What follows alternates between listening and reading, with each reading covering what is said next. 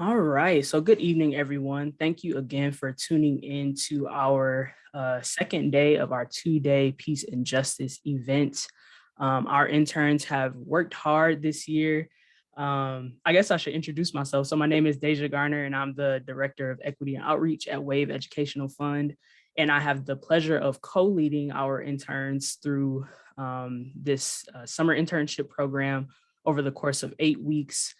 So each year during the internship, our interns are charged with putting together a public-facing event. It can happen in any shape or form, but this year they decided to put together an event full of wonderful content on day one, and then day two wanted to invite a bunch of special guests and experts in gun violence to contribute some insight and some perspective. And so we're super, super proud of them for putting on this event. And we also have Greg Jackson here, who will be providing his expertise and, like I said, some perspective and insight. And so I'm hoping that this will be a really fruitful conversation to end off our event. And again, thank you to all of our attendees, and thank you to everyone who is tuning in on Facebook. So we'll kind of get started with Greg giving us a quick intro of who he is, some of his background, and then, this is meant to be kind of a survivor-centered conversation. And so if you can give us a little bit about what it means to you to be a survivor, that's how we'll get started. Great. Well, thanks for having me. And big shout out to the Wave Ed Fund and all the interns who made this possible. Thank y'all for all your hard work. Just a little bit about me. I'm someone who live in the Washington, D.C. area. I've been working in campaigns and politics for, about 13 years now.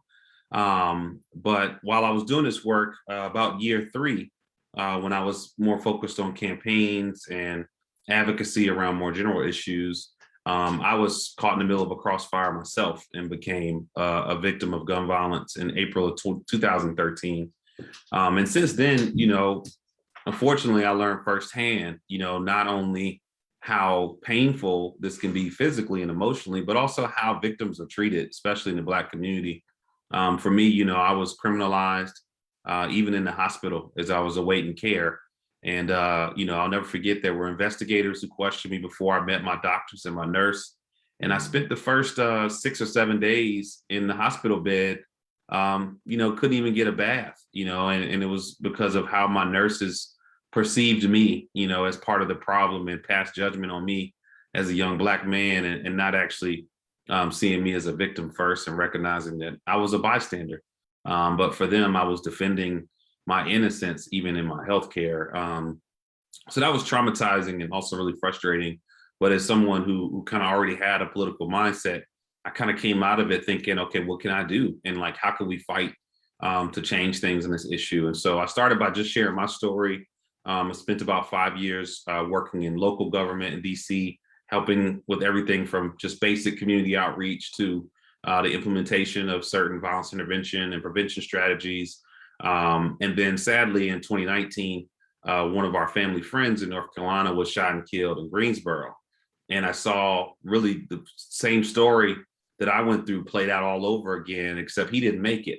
And there was no wraparound strategy. There was no progressive city budget that was looking at innovative ways to address violence. It was just policing, let's close the crime and let's move on. And that just didn't sit right with me. And so I kind of went from working at local level, implementing strategies and advocating, to joining the Community Justice Action Fund as their advocacy director, to really push for change at the federal level and congressional level across the country. So that's kind of how I got here and how my personal story, professional story kind of intertwined into what I'm doing now. Thank you for that, Greg. And you actually kind of touched on the first question, the first official question that we have for you. And I know that you mentioned a lot about your professional direction kind of changing. Are there any other ways that the direction of your life kind of changed as a result of being a survivor of gun violence? There were some good ways and some bad ways. I'll never forget when I was recovering. That's the dope. When I was recovering, people would always say, "Oh, you're so lucky you made it." And I appreciated that perspective, but it kind of felt insensitive to kind of the pain and trauma I was going through, until I met another survivor of gun violence, and he shared that, your life will never be the same. It's going to be different from now on, but it doesn't have to be a worse life. And I took that to heart. And so for me, there was definitely a lot of emotional and mental challenges that came from going through that type of trauma.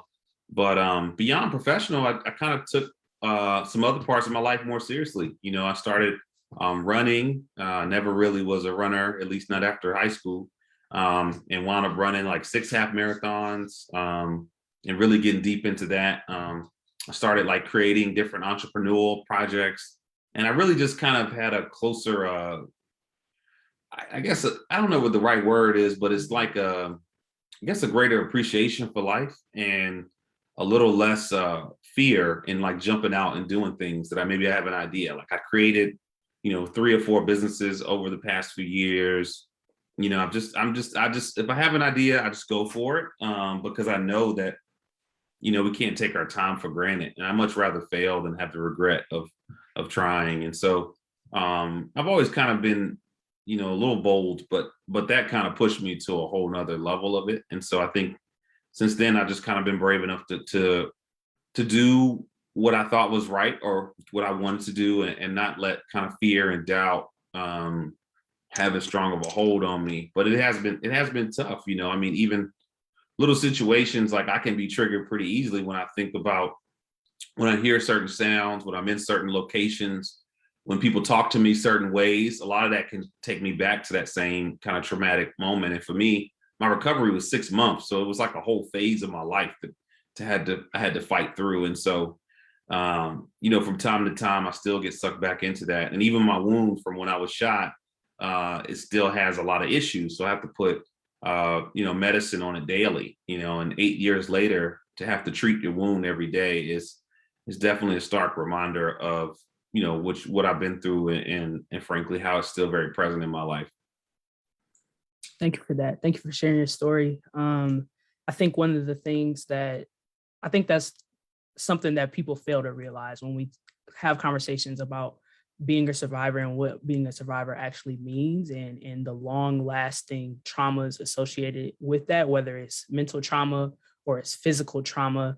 There are just so many things I think that are missing in the conversation.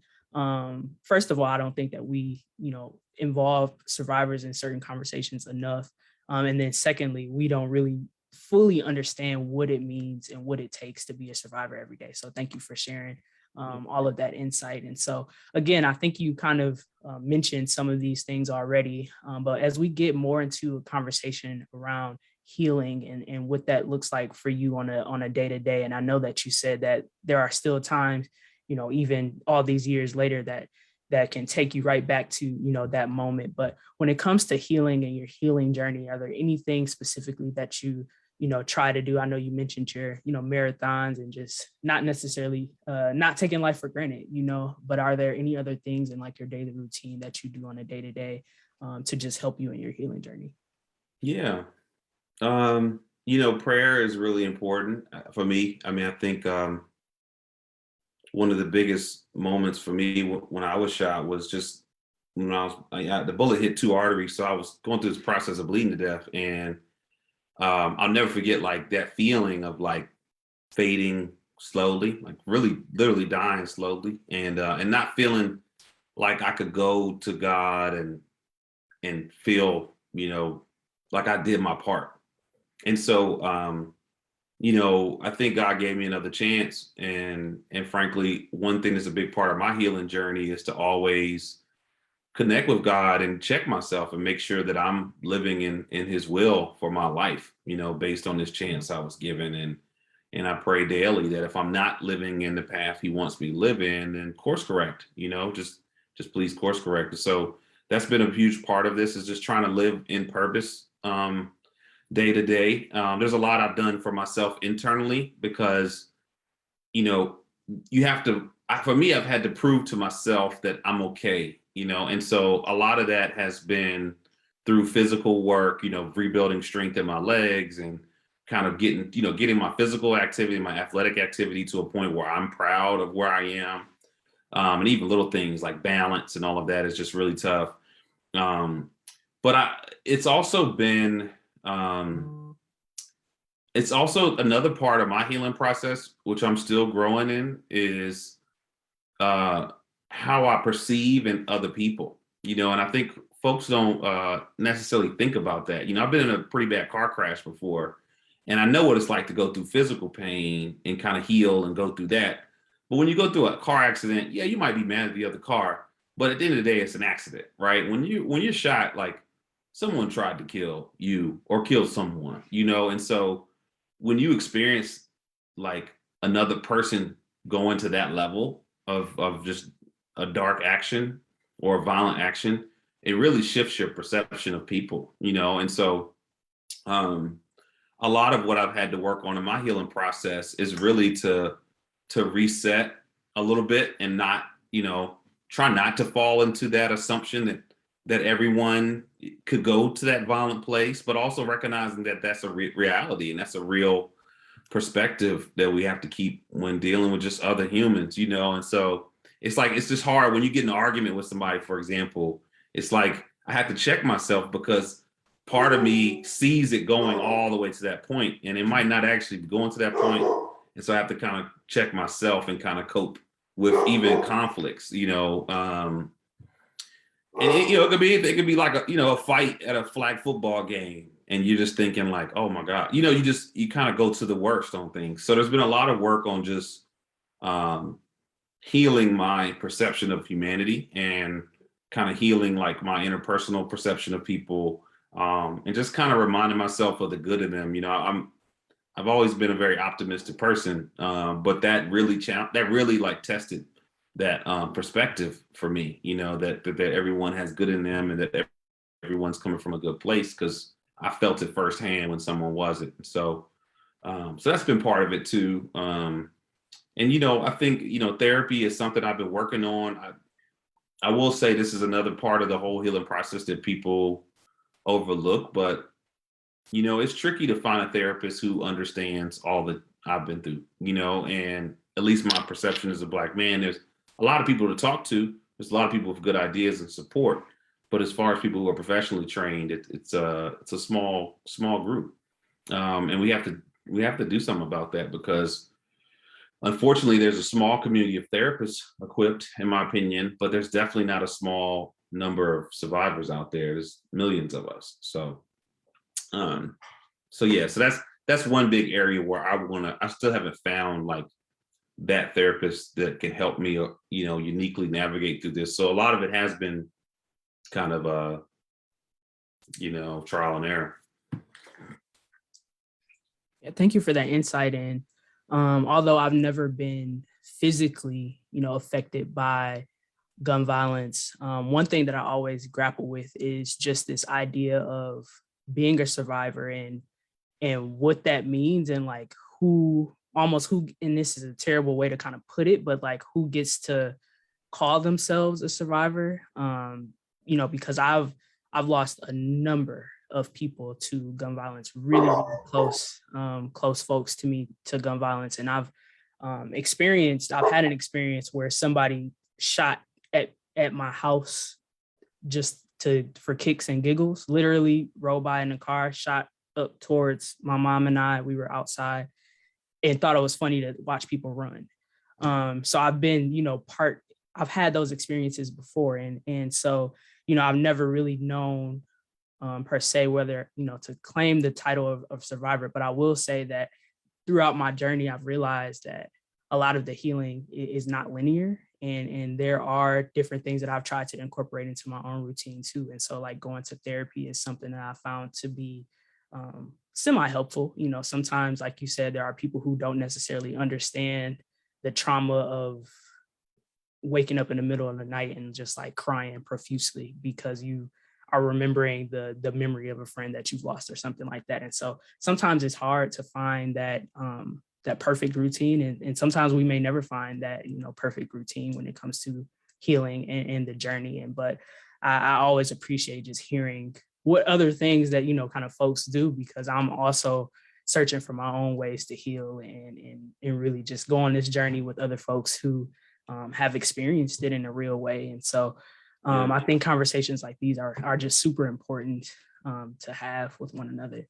Yeah. And I think, you are a survivor in my eyes, right? And I think what has happened to like and it's rampant. Like with gun violence, we tend to oversimplify it and we just clump everybody one bucket. And I think what I've been through is very different from a mother that's lost their son, and it's very different from someone that maybe attempted suicide, and survived, and it's also very different from someone who was, in a mass shooting or in a school shooting, and I think that we too often we just we throw every survivors all in the same pot, and we assume that we all can connect and that our stories are all similar and that our process is all similar, and it's very complex and very very different. There's been so many times where I've been on a stage or in a room or in a panel, and I felt like I couldn't relate at all with the other people who were there, but we were all clumped into being survivors,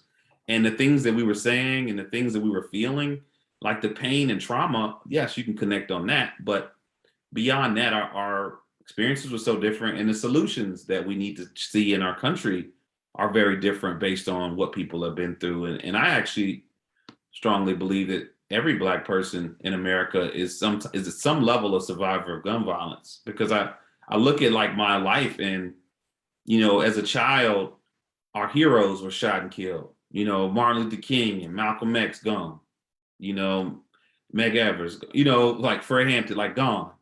And then as you get into a teenage, you start listening to music, and then you lose Biggie Smalls and you lose Tupac. And I remember exactly where I was when these people were shot and killed, traumatized by that. I know exactly where I was when Tupac was killed. I was in the trunk of my aunt's Pathfinder. We were on a trip to go to Chuck E. Cheese, and two of the kids was in the back, me and my cousin Corey, and we heard the news, and we were just devastated, Knew exactly what happened where I was when Nipsey Hussle was killed and Pop Smoke, and it's like, well, what world are we in where I've lost so many people, around me just from a entertainment or civil rights or personal heroes or athletic or, every spectrum of our community has been destroyed by gun violence at some point. And this is way before I was shot.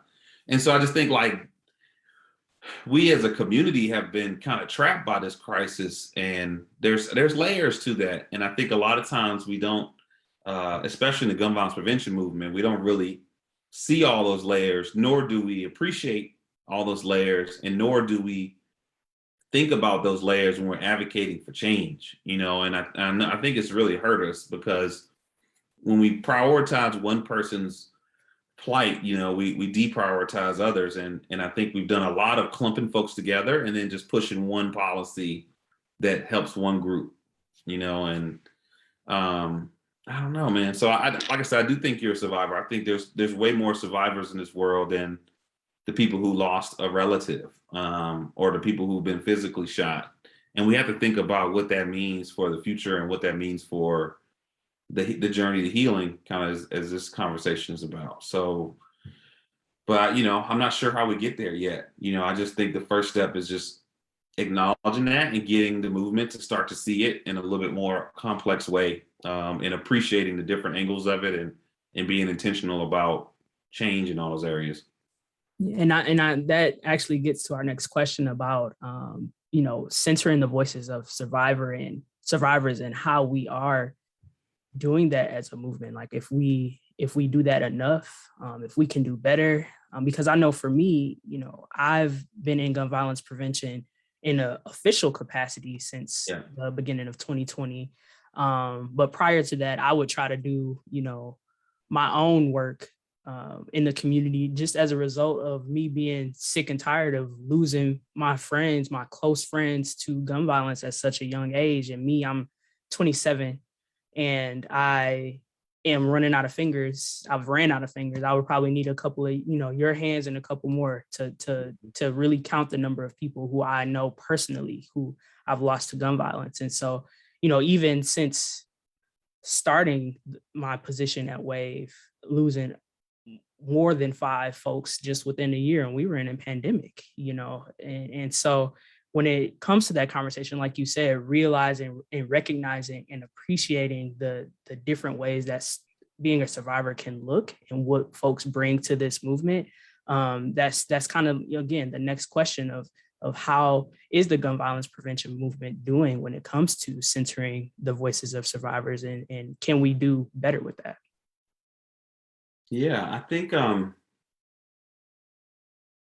hmm, I mean, I don't think the movement has done a good job historically of centering survivors. I think we've centered survivors as, well, one, we've used the term victims for too long. And so we say, here are the victims, and we know the solution. That's kind of how I've seen GVP kind of play out for a long time. It's like they're the ones that are hurt, and we're the doctors, and here's what the solution, versus looking to the people who've been hurt and impacted and saying, what do you think? We did a lot of, over the years, prescribing policy solutions and prescribing things we think should be different without actually talking to the patient, and so I think I do think there has been a big shift though in the last 5 years from my experience, where survivors have kind of gotten fed up with the whole, of being like the horse and pony show, and having to go to Congress and share their story, but then walk out the room when the policy is being made. And I think it shows, because I think actually our stories are the most powerful tool the movement has. And if we don't put the stories first and put the people with those stories at the front of the room, then we are going to be just like an anti-NRA type of nonprofit. They have force and numbers and money, and maybe people, but they don't have real stories. And we have real stories. One story can cut through, millions of dollars, in my opinion. One story can take out hundreds of organizers and thousands of voters, So, but we have those stories. So we're starting to see a lot of those stories step up. And I think for every person who steps up in its own way, I have to think it inspires another. And if we can start inspiring people who've been impacted to really step to the front of the room and be a part of these solutions, we'll literally have millions of advocates. I mean, literally, there's way more survivors of gun violence than there are, pro-gun right-wing advocates out there. But the survivors have not been empowered yet at any scale. And I think when we can get over that hump somehow, and I think it starts with survivors telling stories and leading the charge, but when survivors could start recruiting more survivors and communities start to recruit more communities, then we can build the political power we need really fast to do whatever we want. I will say one thing that we've tried to do in 2020, we ran a program called Elect Justice, and our whole focus was, how do we build electoral power in neighborhoods that have been traumatized by violence? And it actually worked. We knew that when we reached out to folks with this issue and said, this issue is important to you, we know, and here are candidates, or this is why you should vote. We didn't say which candidates, but you should vote because this issue is important and these people can, make or break this. We saw a huge boost in turnout. And so I think there's some motivation, once we light a fire under people, to build that political power, and voting is kind of like the floor of it. But then the next level is like, okay, we need you to, come to a hearing. We need you to run for office. We need, I think there's a lot more we can build on if we really start to pour into survivors, not as just the victim stories, but as the real engine behind the organization, or the real engine behind the movement. So that's how I feel about it. I don't think we've centered people yet, but I think we're doing a lot better. And I think there's groups like Parkland and March for Our Lives that are completely survivor led. Our organization is now survivor led, and so I think there's kind of a transitioning happening. Yeah, that's great perspective of just the historical context of the gun violence prevention movement and how prescriptive it has been in the past. I think that's a huge point to kind of bring up, and a huge narrative to bring up, because I feel like, especially for folks of color, that happens a lot, not just with gun violence, but with a lot of other things, whether it's food choices or something like that, or like health and some of the struggles that with health that some communities have. People say, well, just eat better, or, buy better food, and not really realizing that it's not that simple, And so you did speak about the power of like civic engagement and getting people involved politically. Are there any other things that you advocate for when it comes to solutions to gun violence?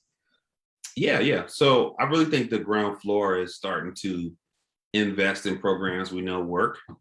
And so that's been our number one push, is how do we get the federal government, states, and cities to start to put some money around healing and supporting communities that have been traumatized. And I think that starts with just victim services and programs that target those who are most at risk. But I think that should evolve into, okay, how do we heal this entire community and make sure the 4-year-olds on the swing don't become the 17-year-old survivors or victims, right? And I think that's the next phase of it, is looking at the root causes and really putting pressure on leaders to start to attack those root causes and change that. And so I really think there's kind of a Band-Aid we can put on right now, but then there needs to be some real surgery done on how our government and our leaders have dealt with and invested in Black and brown communities historically. And the motivation seems to be there from them. They want the violence to stop. They want to make sure their neighborhoods are safer. Well, there's real ways to do that. And you could either deal with the access and the hardware, which I think America should have did 50 years ago. It's a little too late now. There's over 400 million guns in America, and there's 360 million of us, and declining, unfortunately. And so the guns are already here. So if you want to change that, we're a little late to the party. I mean, we can help, stem off the supply for the future. But at this point, most neighborhoods are saturated. And so we have to think about, how do we heal and how do we work with communities to make sure that just because you have access to a firearm doesn't mean you go out and just kill someone or ruin your own life attempting to. So I think a lot of that comes from investment. And then I do think there needs to be some serious accountability and crackdowns put on manufacturers, on gun dealers, and anybody who's been pushing firearms into our communities, because it was very strategic and it's been very destructive. And if we really see this as a public health crisis, we can't just blame the individuals that are using something harmful. We have to look at who's supplying all of this. And if we look at gun violence like we did the opioid crisis or any other public health crisis, we don't just point at the person that's sick. We point at who brought this here and how and why. And right now we have a corporation, or we have an industry that's making billions of dollars a year off of fueling firearms and fear into our communities. And no one stepped up to put any regulations, any accountability, any of that. And so I think that's another huge thing that we have to fight for. And I think the other thing is, we also have to look at, what is our accountability system? Because if our accountability system is purely policing, then we need to make sure that that's working for us. Because if it's not working for us, which we have seen happen, then we're going to make the problem even worse. If people don't feel comfortable that they can go to their accountability system and seek justice, then they're going to take it into their own hands. And we've seen that work, and we've seen people do that, and we've seen how terrible the outcome has been. And on the flip side, if that system is functional, is it helping and not harming more people than it's actually holding accountable? And so right now we have, in my opinion, 3 big battles. It's like, how do we help the people, get out of the address the behavior and the root causes and everything that fuels people acting out violently? How do we crack down on the supply chain of firearms that are being pumped into our neighborhoods and hold people accountable for what the damage has already been done? And then lastly, how do we build an accountability system that we all can believe in, especially as Black folks? I mean, we know what police were created from slavery. That's history, right? That's a fact. And so we already starting from a deficit with this accountability system. And so if we really want to build trust in the system, then we have to create something, I think, that people can really believe in. And it may not be just a reform here, reform there. It may need to be something more transformational.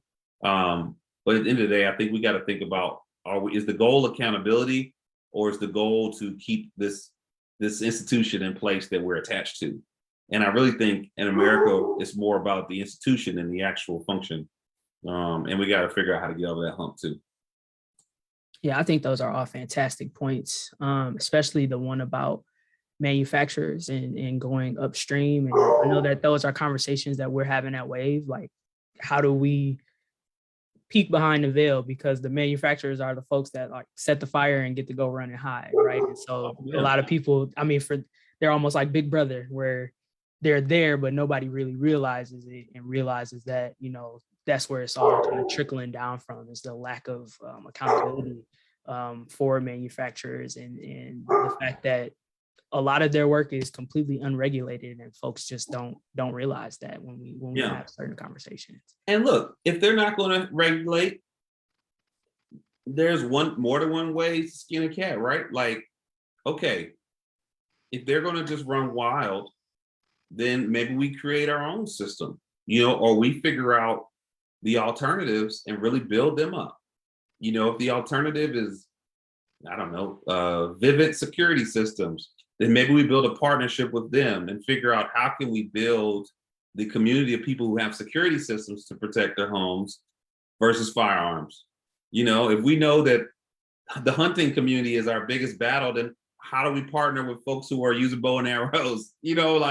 Or why don't we build a partnership with the fishing union and get the fishing union to really step in and hold the hunters accountable?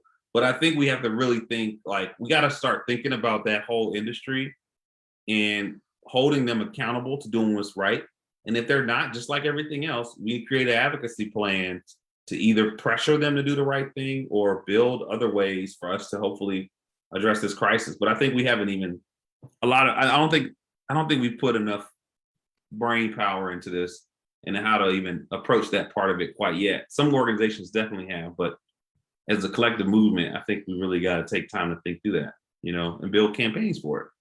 Absolutely. I agree 100%. And so shifting gears just a little bit, and we only, have a couple more questions for you, but shifting gears just a little bit, what has been the kind of most meaningful or impactful moment for you as a survivor after, kind of this entire conversation and things that we talked about and some of the, memories and things that you've looked back on? What has been, some of the most powerful, one of the most powerful moments for you? I think just two quick moments. So one, when I was shot, and I think a lot of people can relate, being in the hospital and recovering is an extremely powerless, vulnerable place to be. And I hated it. I hated it with the vengeance. Like, I hated being vulnerable and not being able to do anything for myself, and not even not let alone change. I couldn't make political change. I couldn't even get to the bathroom. I couldn't even like stay awake for more than 30 minutes the first couple of days. And so to turn that into what I'm doing now, where we literally have built political power to influence policy and to be able to meet with the White House and meet with Congress and meet with different governors and mayors and really start to see change, that has been just a beautiful circle, I guess, or transition in how that trauma impacted me. It went from something that made me powerless to, I think, in a lot of ways has, granted me the opportunity to be powerful. And so that was beautiful. The other thing that was tough, I lost in this fight. I work with some kids in my neighborhood, and one of them was actually shot and killed. And he was someone who was very vocal about ending gun violence and helped organize a Stop the Violence event in our neighborhood. And then he was shot and killed a few weeks later. And that just has always haunted me. And he, his spirit and his story has always been really hard for me to just to deal with, even to this day. And his best friends are growing up now. And so to see like his best friends growing up and moving on in life and going off to college and all of that has been really painful to watch, but a little bit liberating. And I think one of my greatest moments was being able to take his best friend Fred and his best friend Cubante to Congress when we introduced the Break the Cycle of Violence Act. And they were standing at the podium. You know, they didn't speak because they didn't want to speak, but they were standing there with members of Congress. And it was just really powerful to see members of Congress who are legends in their own political right, you know, standing next to these youth who had lost somebody they love and care so much about. And that was a beautiful moment because I could see like the pride in their chest, but also the pain at the same time. And I wanted to be able to give them a little bit of what I had, you know, about dealing with that trauma, but still being brave enough to stand up and fight for change. And so that was a beautiful moment. And I'm glad we were able to do that and kind of hopefully inspire them into the next phase of their lives. And so that was nice. Yeah, I'm sorry for your loss. I know that it's tough anytime any young person, you know, experiences gun violence in that way that ends in tragedy. But I think when you have a personal connection to that young person, it makes it, you know, even worse, and it makes it even more tragic situation. But I'm happy that you were able to take, you know, his best friends and kind of use your platform to give them some exposure to being part of the solution, because I know that, you know, for young people, they are at the highest risk for gun, you know, homicides. And so it's super important that people realize that and recognize that, and just know that young people are out here hurting and looking for ways to do things to change their lives. And a lot of times they're just not afforded those opportunities. And so that's super, super dope that you were able to do that for them. Yeah, it was a nice moment. Yeah. And so our final, you know, kind of question for you is actually just for you to share any final, you know, kind of thoughts or anything that you'd like to leave with survivors who are watching, or people who have, you know, the story of survivorship in any type of way, any, you know, connection. Look at me. Connection has been a long day. Connection to gun violence. What are some final thoughts that you have for them? Yeah, I mean, I think it's just really important to embrace your story and tell your story. And it doesn't mean that you need to be in a congressional briefing or something like that. But, you know, a lot more of us are suffering from this than we know or that we can acknowledge. And sometimes just your story of how you're surviving and pushing forward can really encourage and support someone else. And frankly, don't underestimate your solutions and ideas, because, you know, it's the people closest to the fire that know how to put it out.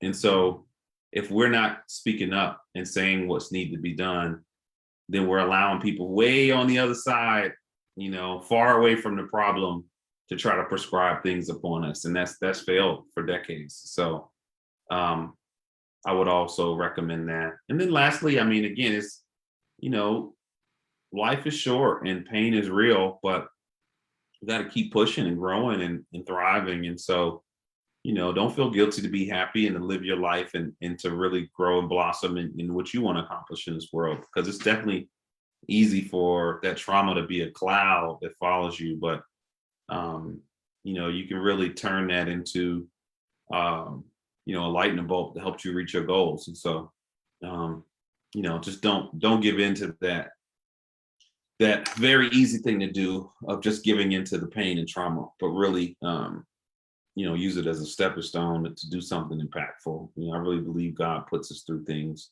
for a reason, and it's not necessarily easy, but you know, it's part of the plan. So. Yeah, I think that's a wonderful note to end off on, Greg. And I appreciate you so much for being here. I know that you are extremely busy and your time is really limited. And so I thank you so much and truly appreciate you coming to share your insight with us and your perspective with us. And I know that I can say this on behalf of our WAVE, you know, staff and our interns and internship program. They truly appreciate your time and you being here. And so thank you to all of you out there who tuned into our 2-day event. Again, I hope this was a wonderful way to end everything off. We are going to keep these videos out on Facebook if you'd like to go back and rewatch them and have access to them in the future. I hope that you all continue to tune in to what we're doing at Wave. I hope you all continue to tune in with CJAF and the things that Greg has going on over there. Super powerful organization and one of our closest partners. And so we truly appreciate everything that they do. And we truly appreciate you all again for tuning in and giving us some of your time tonight. So everybody have a great night and be safe and be well.